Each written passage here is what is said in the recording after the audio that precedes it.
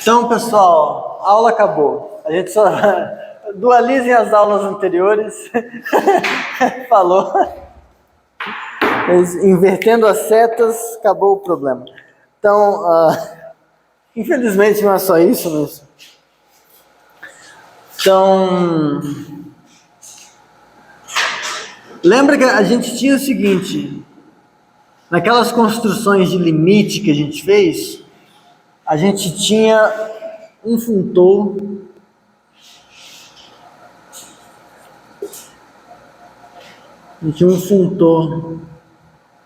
F de I em top, onde I era uma categoria pequena.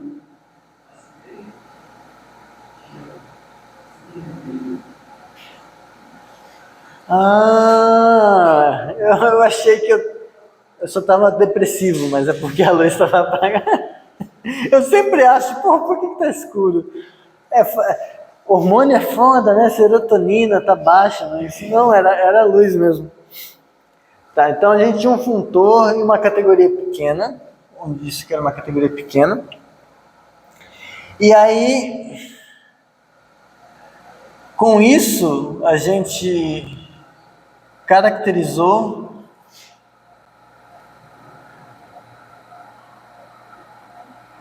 aquele animal que a gente chamou de limite projetivo ou limite inverso disso aqui como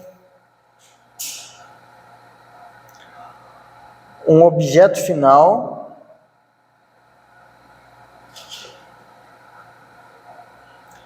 na categoria dos cones.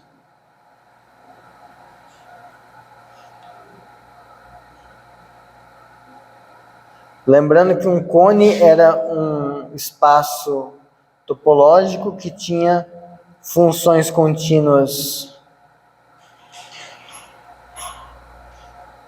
que funcionavam como se fossem projeções, né? Eram espaços que estavam, em algum sentido, em cima dos espaços indexados pelo funtor, e essas funções que ele tem, elas comutavam com... Sempre que você tinha uma setinha, isso aqui comutava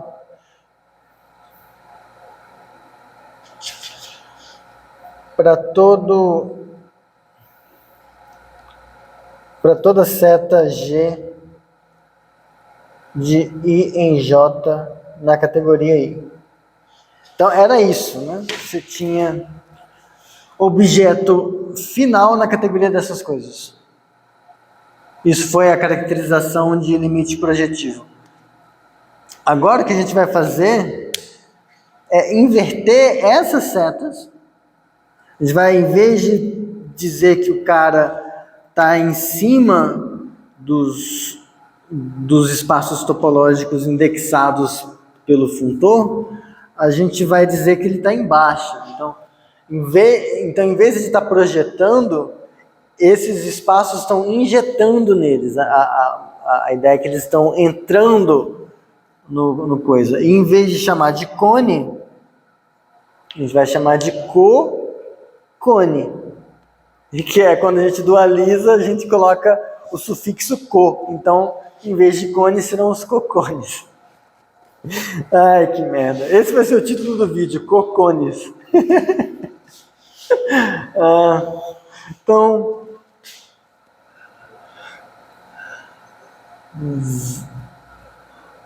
os limites desta aula chamados colimites ou limites diretos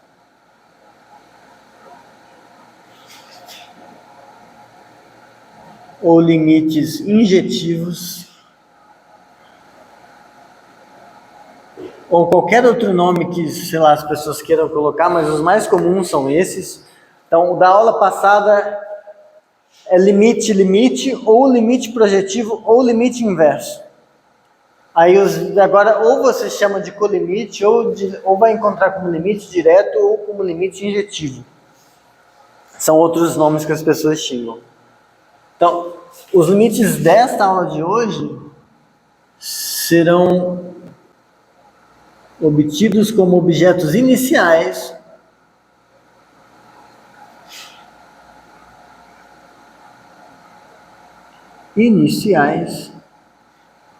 da categoria dos cocones. Ai, mano. Cocones. O que é isso? Então,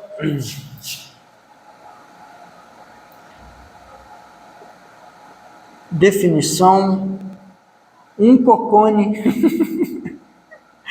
Eu vou conseguir falar isso sem rir até o final. Um cocone Y, psi,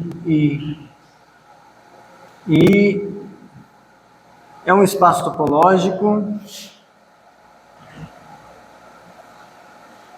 Y junto com funções contínuas dessa forma, psi de fi para y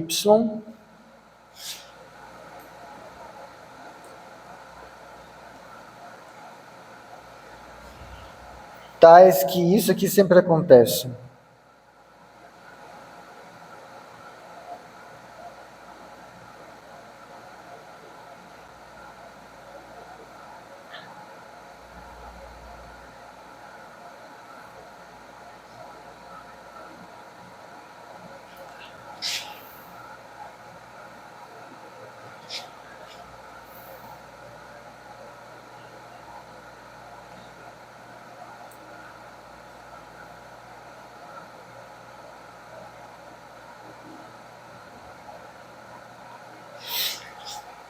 Tá, então, vejam que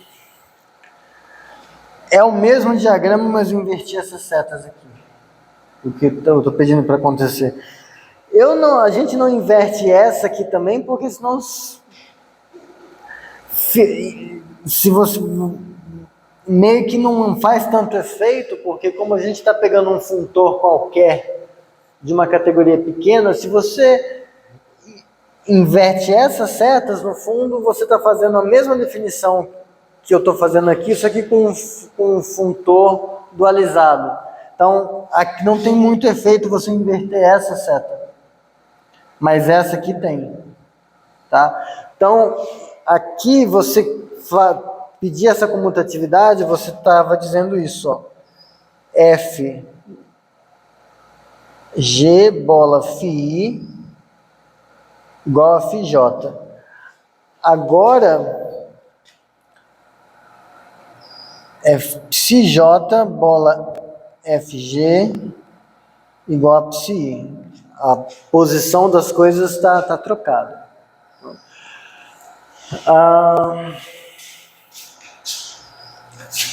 As setas entre cocones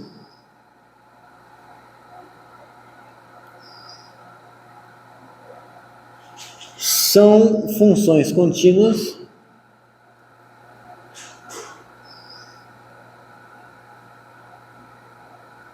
compatíveis com a estrutura do cone, com a estrutura do cocone.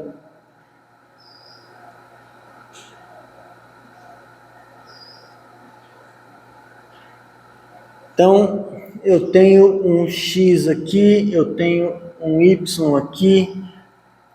Para cada i, eu sei que o espaço fi tem uma seta que vai para cá. Eu sei que esse cara tem uma seta que vai para cá. Porque esse cara é um cocone, esse cara é um cocone. Você dizer que a função é contínua, uma seta entre esses dois cocones, é uma função contínua que torna isso comutativo para todo i. Então, a rigor, então, é uma função contínua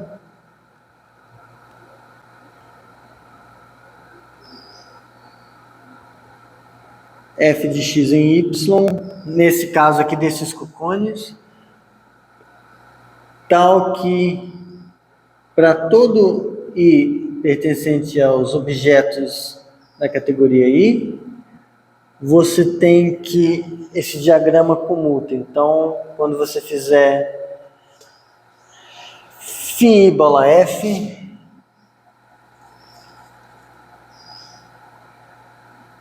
é igual a psi. Isso. Então,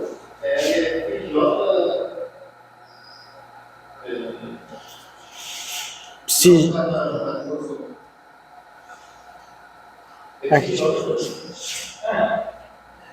É porque ela sai daqui e aí vem com S. Então, primeiro a FG, depois a psi-J. Psi-J. E aí isso tem que ser igual a psi-I.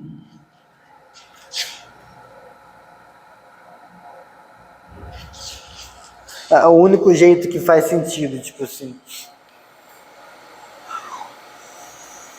Tá, a definição.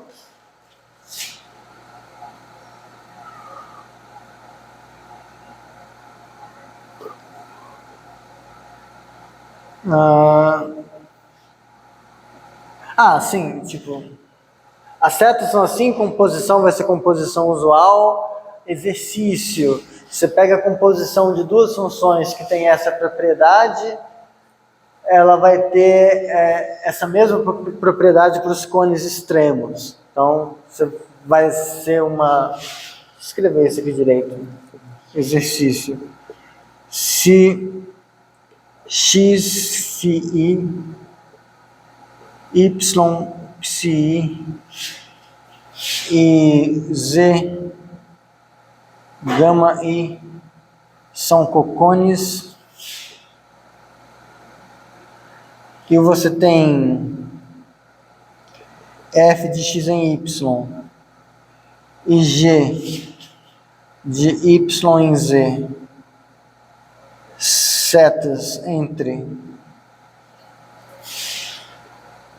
x phi e y psi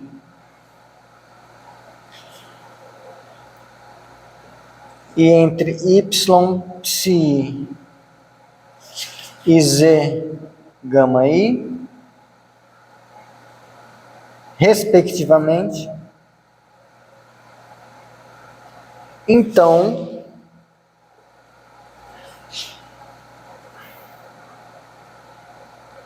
a composta G bola F é uma seta entre x e z, entre x psi e z gama i. Vai ser você juntar, vai ter um triângulo assim, outro triângulo assim, aí você usa o do meio para sair aquele velho truquezinho.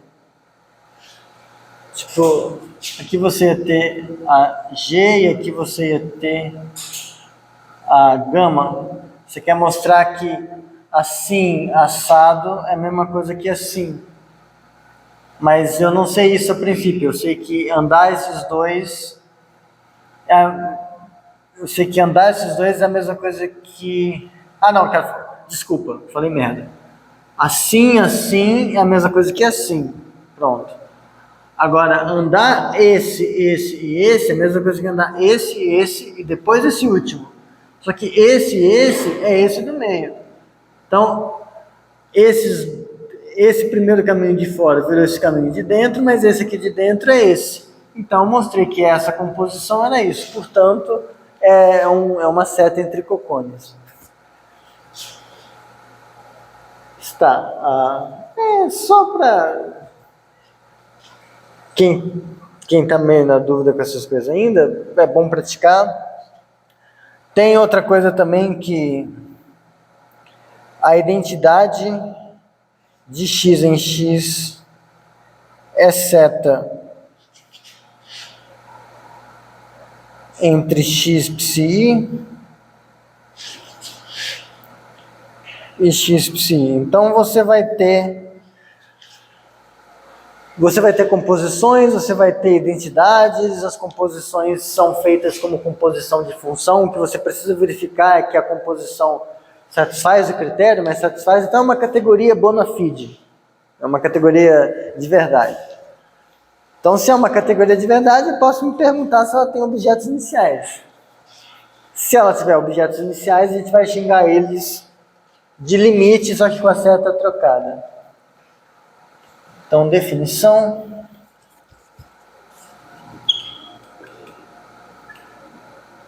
Um objeto inicial dessa categoria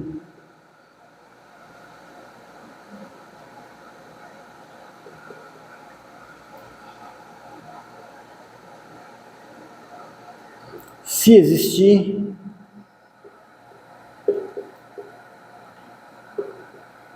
é xingado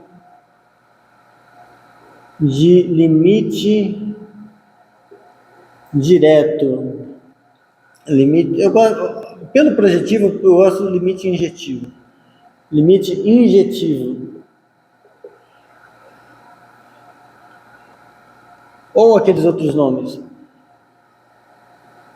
De FI, denotado por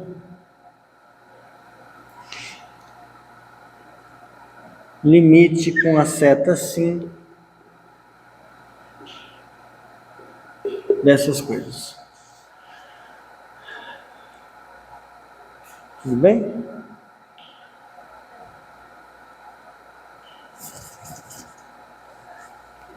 Vantagem de definir assim é que é explícito que se existe é único a menos de homeomorfismo.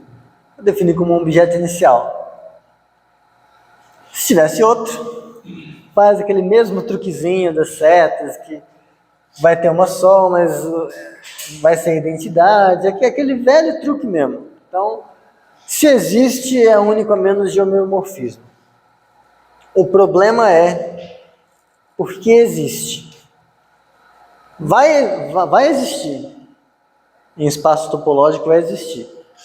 Mas a demonstração de que ele existe exige que eu fale para vocês de outras coisas. E a graça da aula talvez seja essa. Não exatamente esse limite coisa. Vocês lembram que para construir esse cara, a gente olhou ele como sendo um subespaço. Então, isso aqui, a gente construiu ele como sendo um subespaço do produto. Né?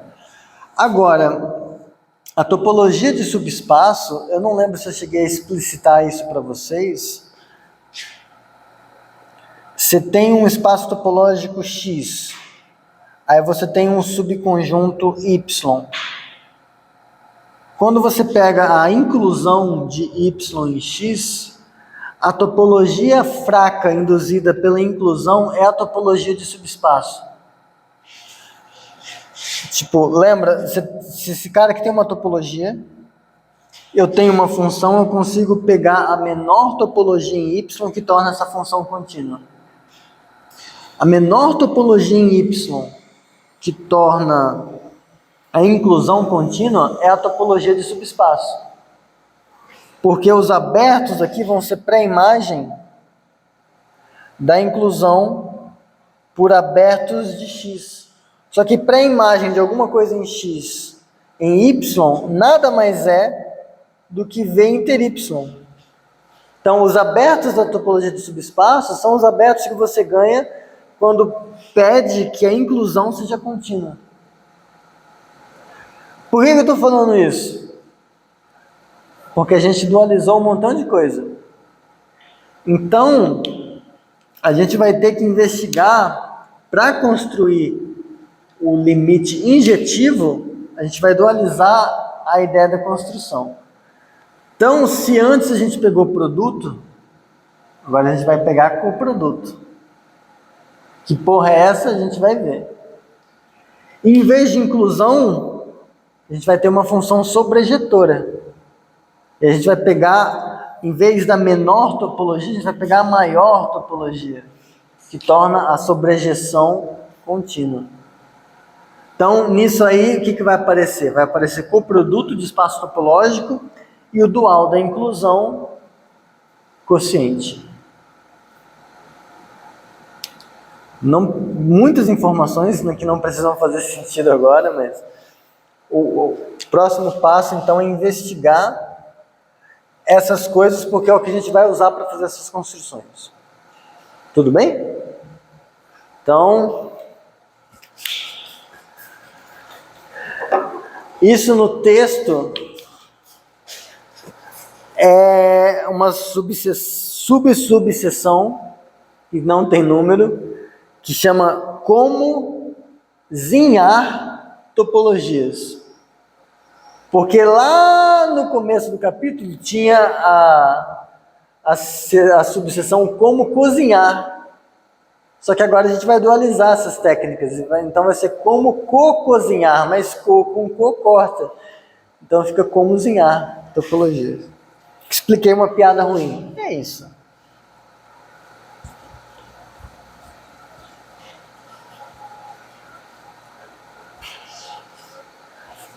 Inclusive, os meus diagramas favoritos são os diagramas mutativos. São os diagramas comutativos na categoria. Tá, enfim. Eu devia ser preso, né? Então, para o que a gente precisa, lembrem que quando a gente definiu topologia produto, ela foi um subcaso de topologia fraca, induzida por uma família de funções. Então, primeira coisa que a gente vai fazer é topologias fortes. Se bem que esse nome é muito ruim, porque o termo topologia forte já tem significado de análise funcional, que é a topologia induzida por uma norma. Aqui não é isso. Então, topologias fortes, ou o termo preferido, topologias finais.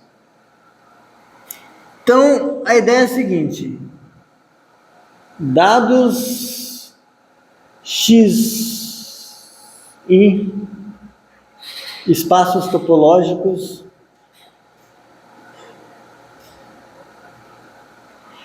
e y um conjunto,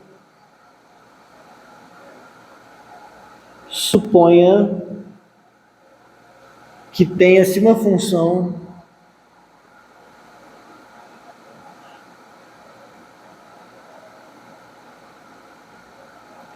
fi de xi em y para cada i. Aí agora, eu estou seguindo o mesmo roteiro de quando eu definia as topologias iniciais. Então, eu vou acumular, eu vou fazer a mesma coisa. Pergunta: existe topologia em y que torna todas as FIs contínuas?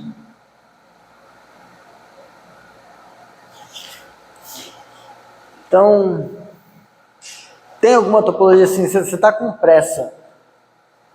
Eu preciso de uma topologia em Y que torne todas as FIs contínuas. Não quero pensar muito.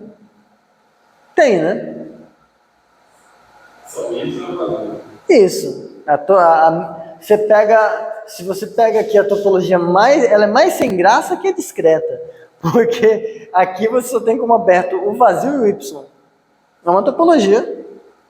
Para a imagem dessas coisas vai ser trivialmente aberto aqui, porque para a imagem do vazio é vazio. Para a imagem do Y, pela FI, é o XI. Então é contínua, tudo bem.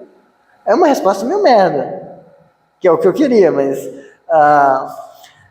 tudo bem. O problema dessa resposta dela ser trivial é que você pegou uma topologia que funciona sempre, independente da função aqui, né? Mas você pegou, e ela funcionou porque ela é pequena demais. Então, para você tornar a coisa menos trivial, você procura pela maior possível.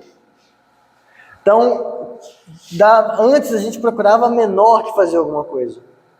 Agora, trivialmente a menor faz alguma coisa. Então a gente não vai mais procurar a menor, a gente vai procurar a maior. Para destrivializar. Então, deixa eu colocar isso aqui. Dado que a topologia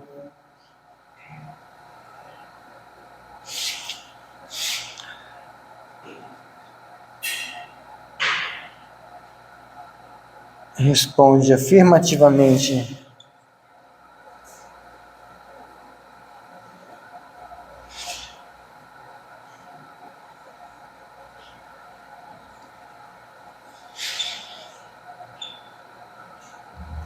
pergunta,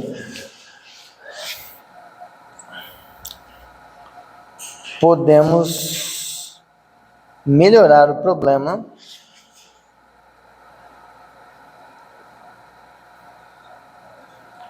a fim de encontrar a maior possível.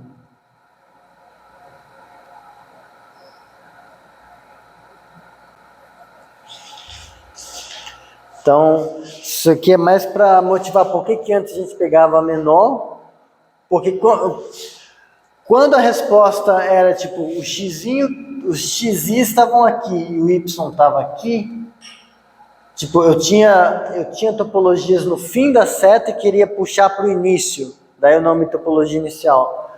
A topologia discreta aqui funcionava, mas é porque ela funcionava porque ela era a maior possível. E a gente procurou a menor. Agora, quando a gente inverte as setas, a gente inverte tudo. Tudo bem? Tá. Então,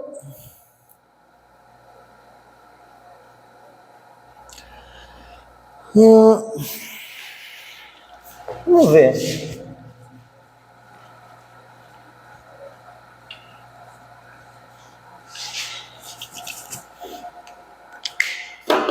Se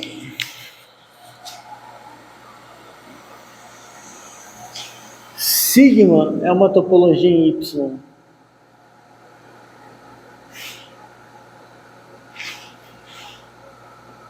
que torna essas FIs contínuas,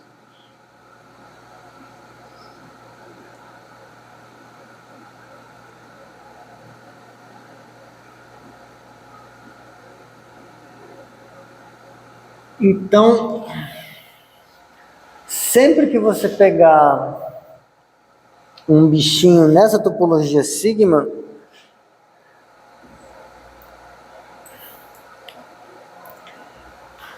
ele vai ser aberto. Então, para todo Vzinho que pertence a sigma, quando você fizer isso aqui,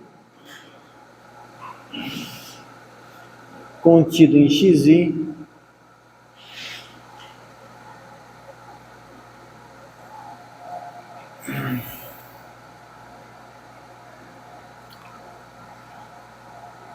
será aberto em xi. Então, a ideia acaba sendo mais ou menos a seguinte: você vai e considera como sendo a sua topologia a família de todos os caras que tem essa propriedade.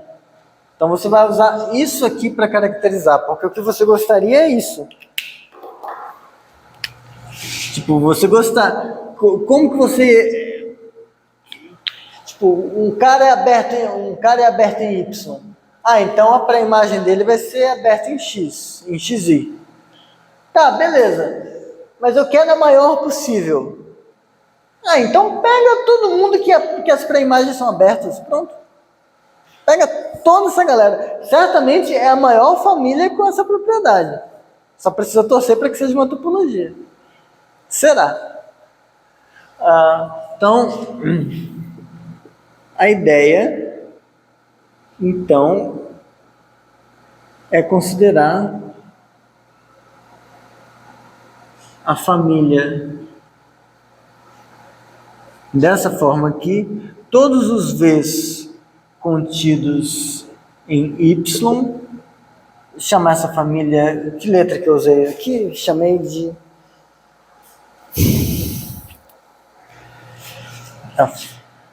Eu vou usar outra letra, não gostei da letra que eu usei. V...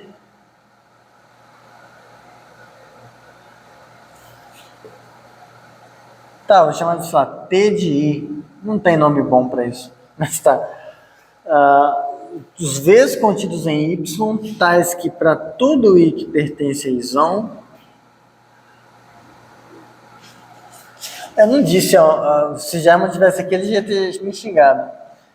Onde está esse I? Ele está no conjunto de índices I, implícito. Izinho está no Isão. Para todo Izinho pertence a Isão, para a imagem é aberto em XY. Então você está pegando a maior família que tem a propriedade com uma topologia que satisfizesse essa parte aqui, teria que satisfazer. E isso vai funcionar. Então, afirmação.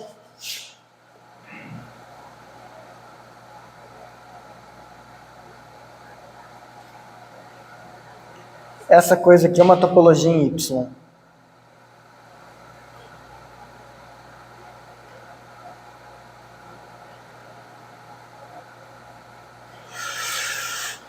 Que horas são? 11h40. Tá bom.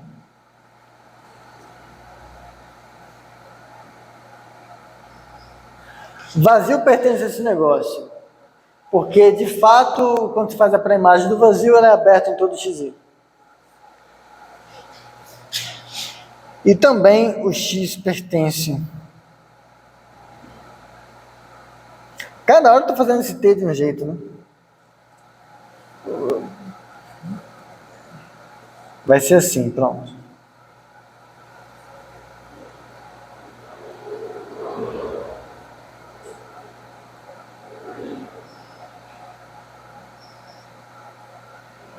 Esse aqui é ok. Também. É o mesmo argumento que a gente usou aqui, essencialmente. Para usar a cor discreta. Vocês têm que me xingar quando eu fizer isso. É Y. Tá, o vazio está aqui, o Y está aqui. Porque o Y, a pré-imagem do Y é o XI por cada FI, coisa aberta. Agora, se A e B pertencem a essa coisa, então, para todo I, quando você faz a pré-imagem de um e do outro, são abertas no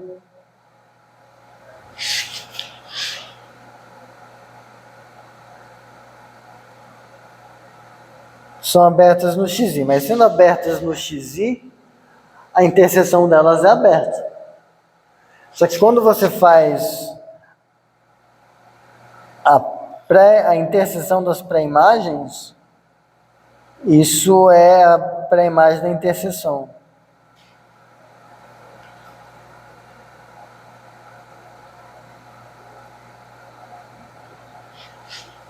Então, dados os dois caras dessa família, a pré-imagem da interseção deles por qualquer FI é aberto.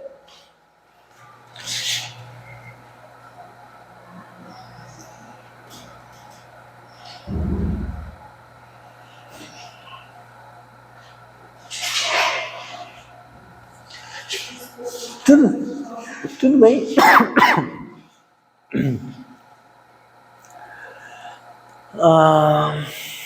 Então, tá. Só uma recapitulada bem rápida. O que eu estou fazendo aqui é o dual daquela história de tudo. Lembra que você tinha X para XI, FI, aqui com uma topologia, você puxava a topologia do XI para cá, com a menor topologia que faz um negócio. Agora a gente inverteu. A topologia está aqui e a gente quer uma topologia aqui que torna essas coisas contínuas, nesse Y. Só que o que a gente está fazendo agora, em vez de pegar a menor, porque a menor satisfaria trivialmente, aqui a gente está pegando a maior. E aí o que eu estou fazendo é mostrando que essa família estranha aqui, a família de todas as coisas do Y, cujas pré-imagens são sempre abertas, isso vai ser uma topologia no Y. Isso é um puta resumo. Bem curto. Isso, o objeto inicial do polígono seria o objeto final do polígono? Como? O objeto inicial do polígono seria um objeto final do polígono? Não necessariamente. Porque as setas não são as mesmas. Porque você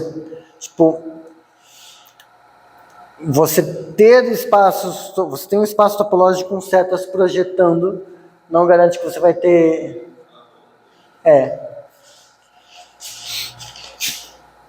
Tá, aí então aqui vazio e o espaço todo estão lá, é fechado por interseção, união arbitrária é análogo.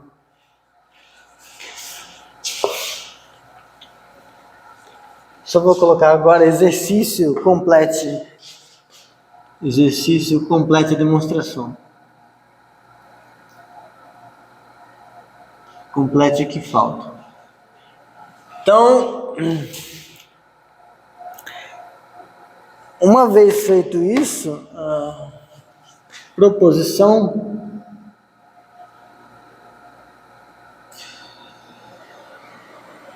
essa topologia é a topologia procurada.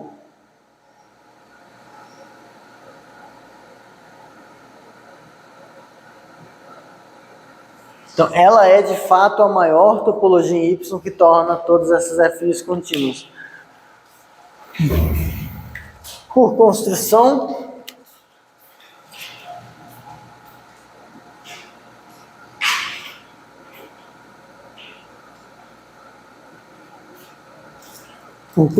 se você faz a F de XI em Y com essa topologia doida,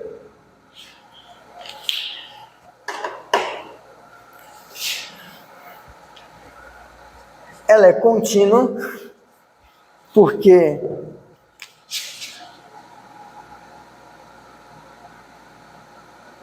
é contínua, pois se V está contido em Y é aberto, isso significa que a pré-imagem dessa coisa é aberta em XJ para todo J. Em particular,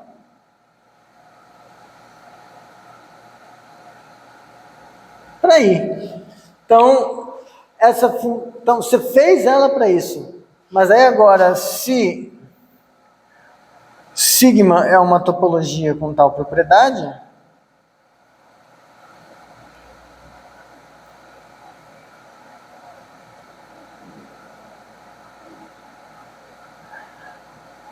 Então, cada aberto dessa topologia sigma é alguém cuja pré-imagem por todas as FIs é aberto.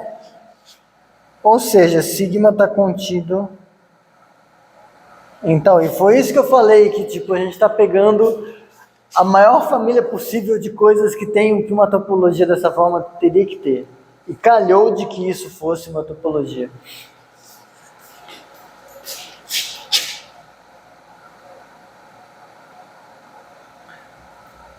Secretamente, aqui a gente está tomando um supremo de topologias e coisas assim, mas tinha que dar certo, mas vamos fazer assim, que parece que é coincidência, fica mais poético. Tipo, você, olha, será que tem um sentido na vida? Então a gente tem topologias finais. Tudo bem? Agora, assim como o produto foi um exemplo de topologia inicial, e subespaço é outro exemplo de topologia inicial, quocientes e coprodutos vão ser exemplos de topologias finais. Essa vai ser a ideia. Então, tem só uma proposição aqui antes.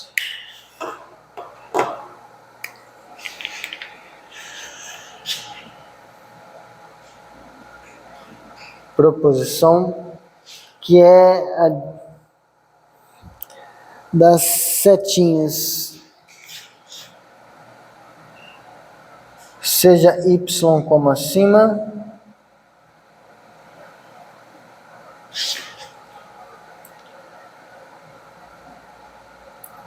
e x espaço topológico,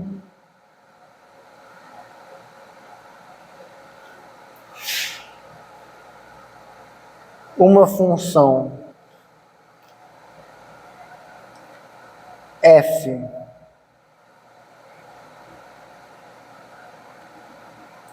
de y em x é contínua. Eu vou usar a letra G. É contínua. C e somente C.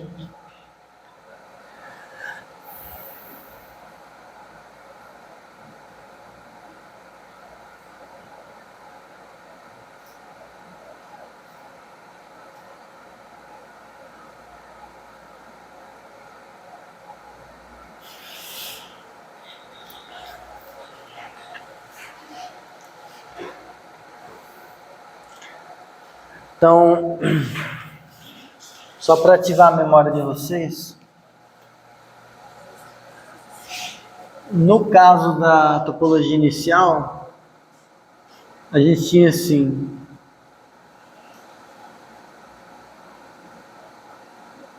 eu tinha um espaço y no começo da seta, para todo xzinho eu tinha, vou fazer aqui embaixo, para cada x eu tinha uma função e eu pegava a menor topologia que torna... Ué, que... Hã? Tá. Então eu vou usar até outra letra em vez de x. Eu vou usar z.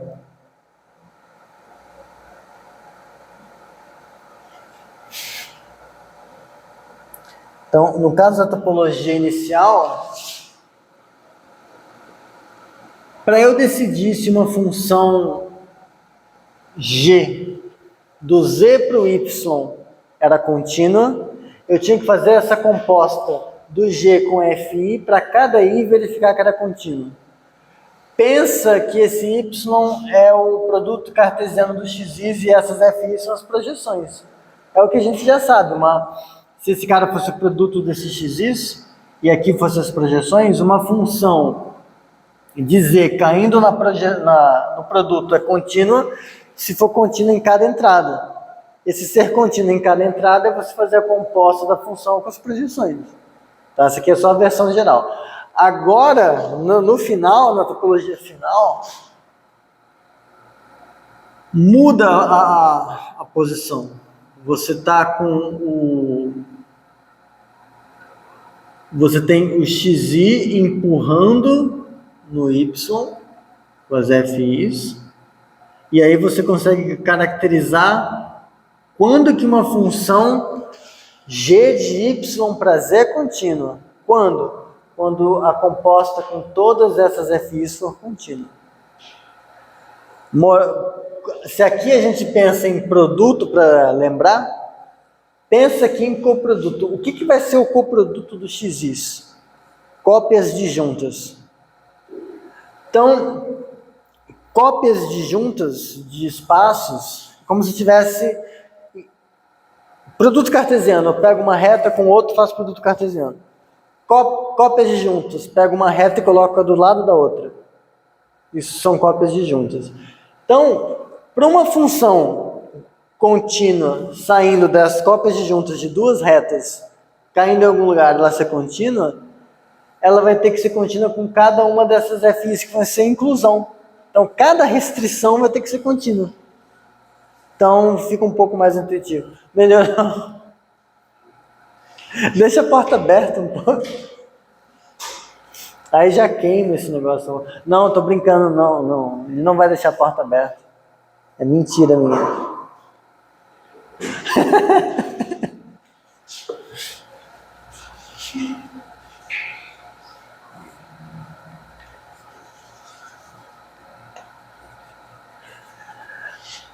Tá, e a demonstração desse negócio é análoga à demonstração disso daqui.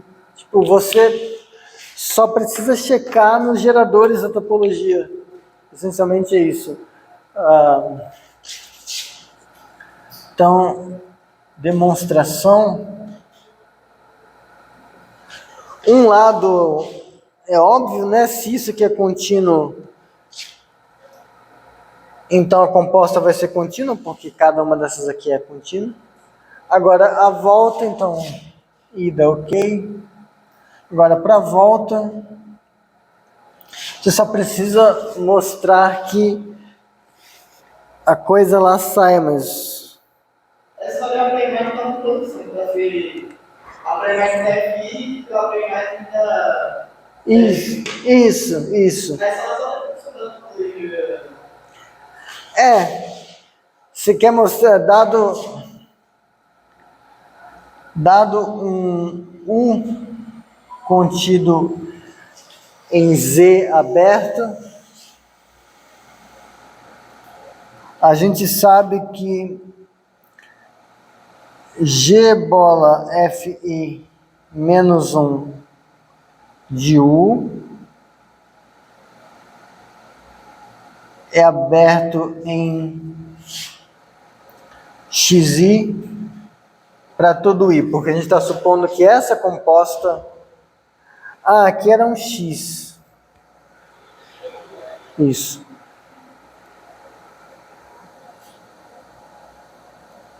A gente sabe que essa composta sempre é contínua. Certo? Só que isso... eu estou supondo que isso é sempre contínuo. Isso é...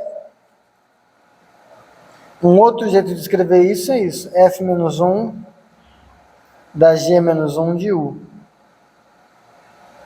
Mas então eu estou falando que esta coisa, a pré-imagem por cada FI é aberta.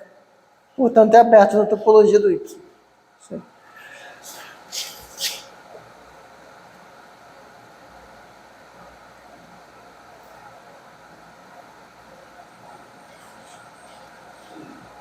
Tudo bem?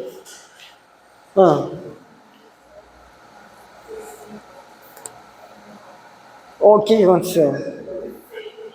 Seja como acima. Tipo, o Y com essa topologia dada por essas funções, pipipi, popopó.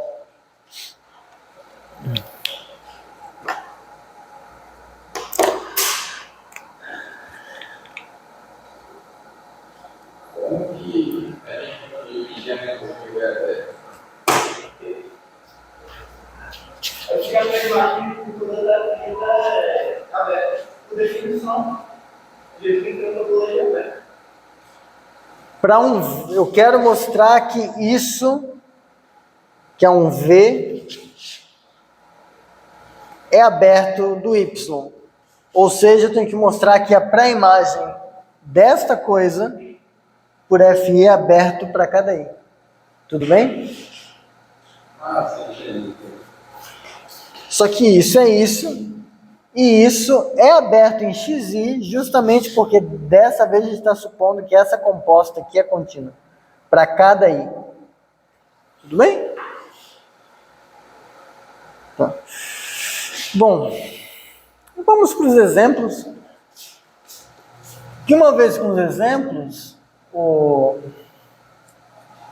a ideia da existência da topologia do limite injetivo é quase ok. E aí eu não vou entrar em muitos pormenores de topologia quociente, porque eu não sou obrigado, mas o pouco que a gente vai ver aqui já ajuda. Talvez eu acrescente alguns exercícios a mais de topologia quociente, se vocês quiserem muito. Mas, exemplo, quociente.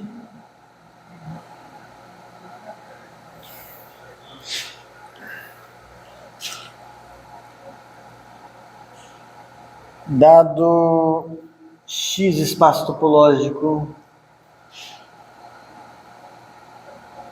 e Y um conjunto,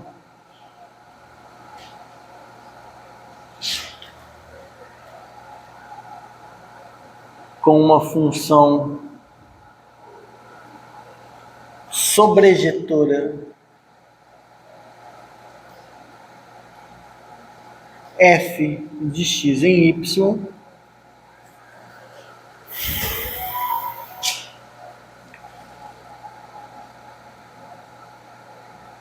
a topologia em y induzida por f, isto é, a topologia final induzida só por essa única função,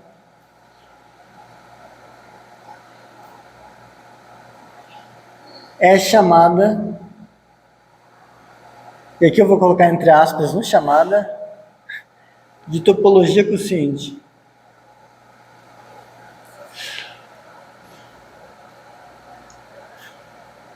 As aspas são porque, em geral, o pessoal não chama isso de topologia quociente. O pessoal chama isso de aplicação quociente. A F é uma aplicação quociente. E aí gostam de deixar a palavra topologia quociente só para o caso onde Y é um conjunto de classes de equivalência, de uma relação de equivalência em X, e a F é a projeção. Só que, para quem teimar com isso, que não pode chamar isso assim, você não pode e tal. Se você colocar no Y a relação que diz que dois caras são equivalentes se eles forem imagens, como que é? Você coloca, a função é sobrejetora, pronto. Então você coloca em X a relação de equivalência que diz X é equivalente a X' se f de X é igual a f de X'. Isso aqui vai ser um conjunto quociente dessa relação de equivalência. E aí tudo volta ao normal. Tá, então... Vai ser do jeito que você utilizar também essa F, né? Sim. Então eu chamo de topologia quociente esse caso aqui, que já serve. Então, nota que no caso que interessa, o caso interessante, todos os casos são esses mesmo, vamos colocar assim, o caso interessante é aquele em que f é igual a π E y é igual a x quocientado para um negócio, onde π sai de x, vai para isso, pega um x e manda para sua classe de equivalência, para uma relação de equivalência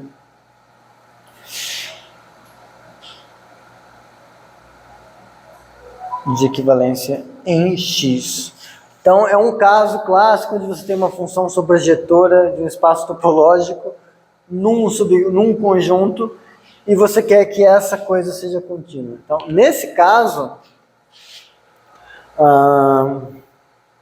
por construção,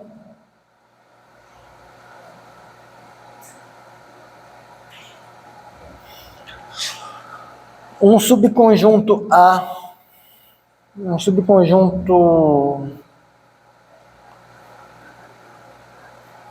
contido no quociente. Então, esse A é uma família de classes de equivalência. É aberto se e somente se quando você fizer a pré-imagem do A for aberta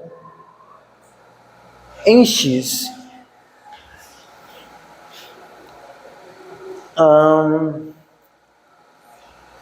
Exercício. Eu não gosto de quociente, mas tem um truque do Bourbaki. Eu vi no Bourbaki, deve ter outros lugares com outros nomes isso, que ajuda a enxergar como que funciona a topologia no quociente. Porque às vezes, eu vou dar um exemplo específico de 2 exemplos de topologia quociente, mas nem sempre você consegue enxergar o que é o quociente geometricamente. Você não consegue usar a intuição. Mas se você sabe esse critério, você meio que consegue falar sobre o quociente sem ir para o quociente. Isso aqui, exercício. Tirei isso aqui do Bourbaki. Diremos que o contido em X é saturado, tio saturado, se quando você faz a π da π-1 de U, isso é 1. Não, pera.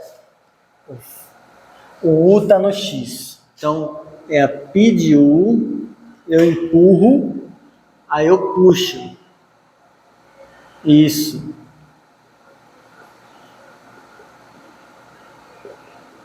Agora faz sentido. Eu empurro, e aí eu puxo e dá a mesma coisa. Então, tá, ok? Mostre que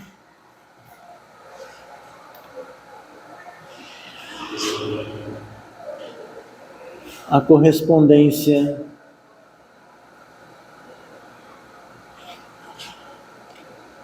U pediu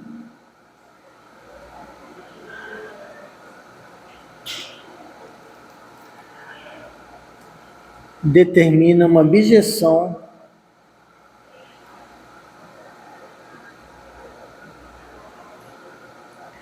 entre os abertos saturados de X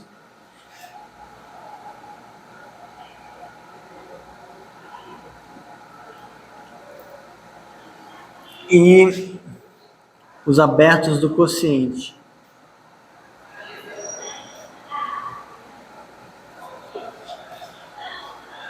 Deixa eu só ver se eu não falei merda. Falar merda eu falei, né? Mas eu sempre falo merda, mas especificamente aqui. Não é isso mesmo. Então, tipo, isso aqui é no fundo usando o fato de que um cara vai ser aberto sem somente ser, a pré-imagem dele vai ser aberta em X. Mas só para dar um exemplo de como que você pode usar isso, ó. Exemplo.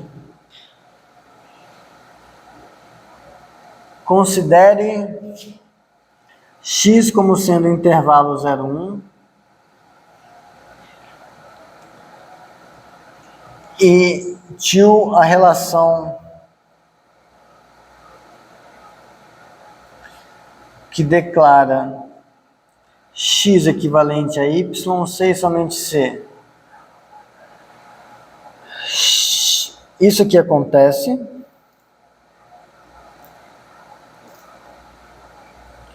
X igual a Y ou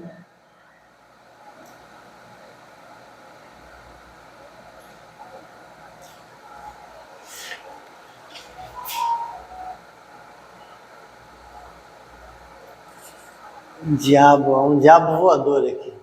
Mas tá. Então, isso aqui intuitivamente, esse aqui é fácil de intuir o que está acontecendo. Eu peguei o intervalo 0,1 e aí eu estou dizendo que dois caras são equivalentes C e somente C, ou eles são iguais, mas isso é uma relação de equivalência teria que se desfazer, ou se eles estão no 0,1. Então, no fundo, eu estou identificando esses dois caras. Intuitivamente, isso é o círculo. Eu peguei isso aqui e identifiquei aqui. Só que como que a gente consegue intuir isso só olhando para cá e não olhando para cá? Se a gente olha esse exercício aqui, falando dos caras, os abertos do quociente, os abertos do quociente desse negócio vão ser os abertos que no intervalo tem essa propriedade de saturação. O que essa propriedade está falando? Ela está falando que se eu empurrar o aberto pela projeção e depois eu puxar de volta, eu estou com o mesmo aberto. Então veja só, vamos fazer aqui as classes de equivalência que essa coisa tem. Então, aqui embaixo, cada pontinho é uma classe de equivalência, que são os casos que não são nem 0 nem 1. E tem aqui a classe do 0 igual a 1. Tudo bem? Então, eu vou deixar ela separadinha aqui. Então, aqui o 0 igual a 1 e aqui o intervalo 0,1. Beleza? Agora, se eu pego um aberto aqui e projeto ele pela projeção, se eu meto a projeção nele, como esse aberto não está pegando nem isso, ele cai nele mesmo. E se eu puxar de volta, também. Então, esses abertos que não pegam o 0 nem o 1, são saturados. Agora, se eu pegar um aberto que só tem esse cara aqui, e eu projetar, a minha projeção vai pegar... o desenho ficou ruim, né? Eu não estou encolhendo.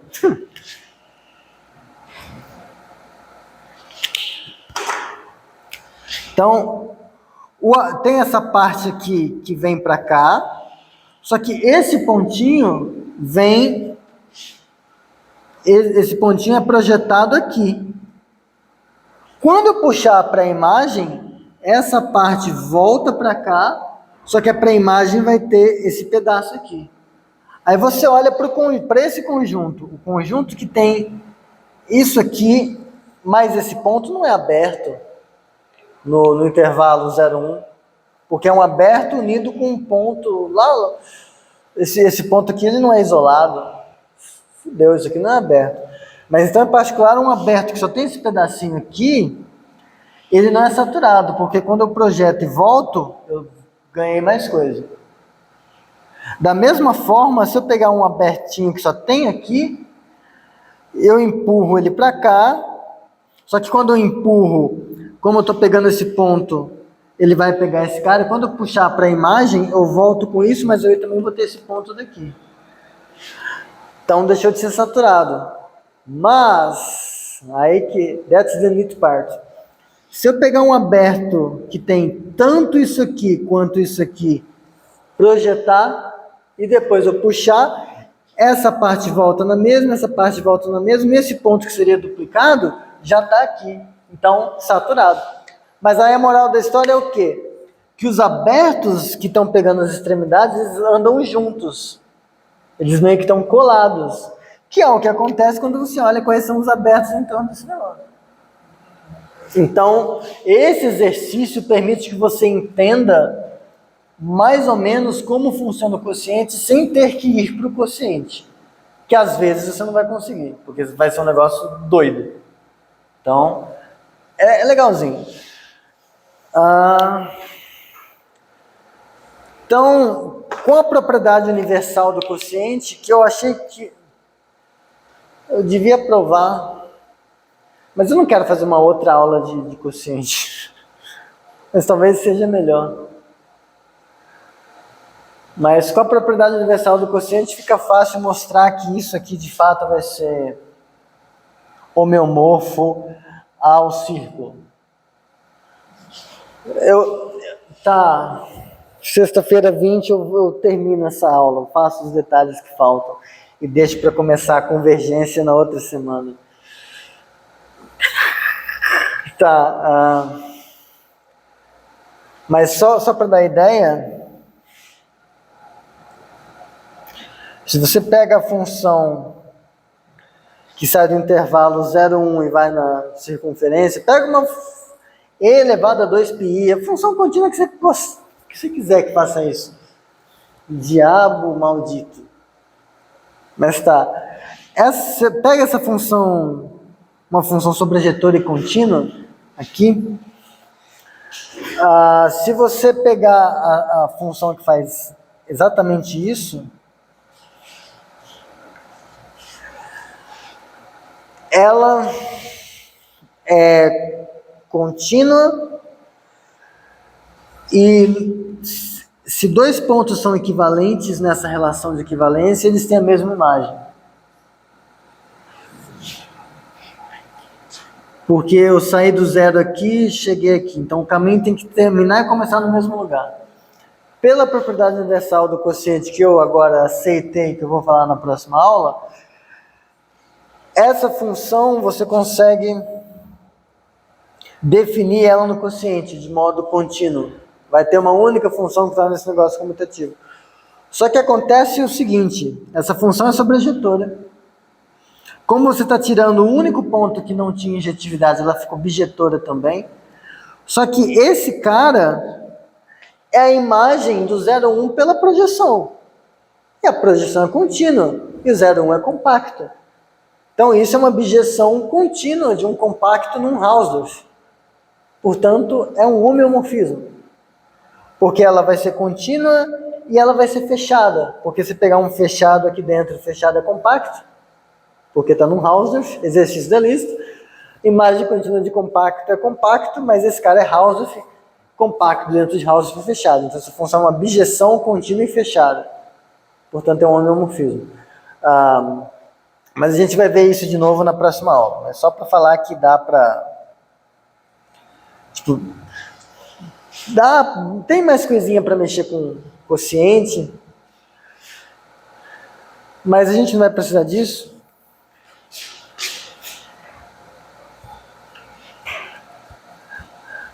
O coproduto. Então, isso é o quociente. Eu vou deixar para falar de coproduto na próxima aula.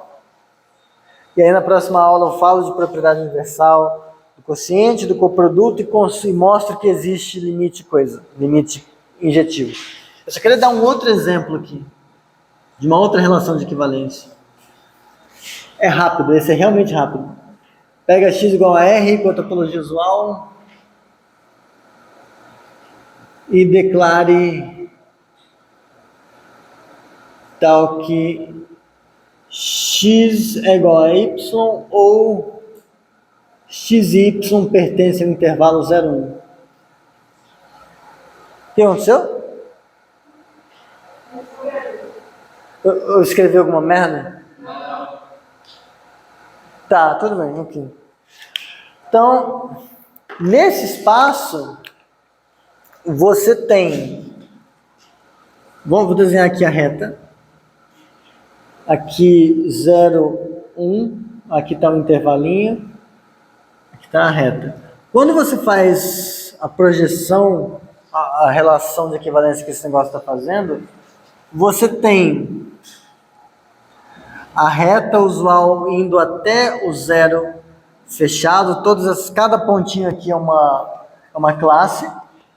Aí você tem uma classe inteira só para representando esse intervalo aberto. E aí depois você tem o resto da reta. Então aqui está o 1, aqui está o 0, e esse intervalo todo virou uma coisa só. Enxuguei, tá? Por que eu não gosto de topologia quociente? Essa coisa aqui, a reta real, é metrizável, é um espaço métrico, lindo, maravilhoso. Esta porra não é Hausdorff. Você pega um aberto aqui que não intercepta o intervalo, você projeta, ele cai nele mesmo, ou você puxa de volta, cai nele mesmo. Então esses abertos aqui são usuais. Agora, para você ter um aberto, para você separar, por exemplo, esse cara desse cara, você teria que ter um aberto saturado, aqui deu um aberto que você, tipo, isso aqui, se você empurra para cá e volta, isso aqui ainda é um aberto saturado. Então esse ponto ele está isolado aqui dentro, é um ponto isolado. É estranho, é estranho. Tá horrível isso aqui, né, Ellen?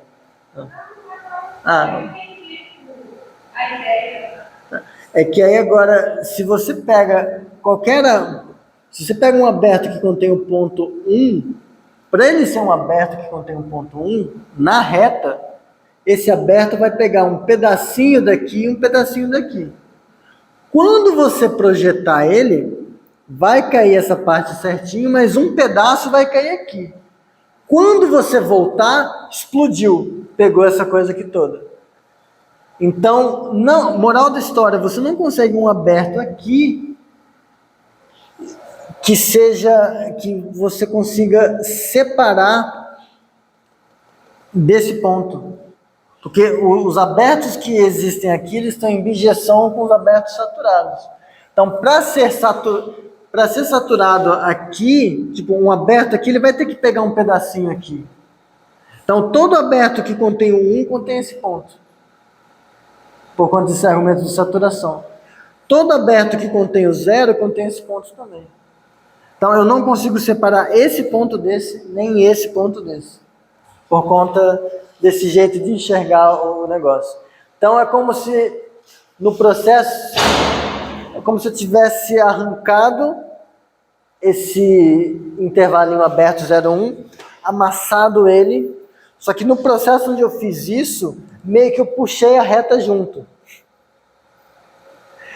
Então, esse amassadinho ficou ali no meio, e aí tem essas duas coisas aqui coladinhas. Então, não consigo separar.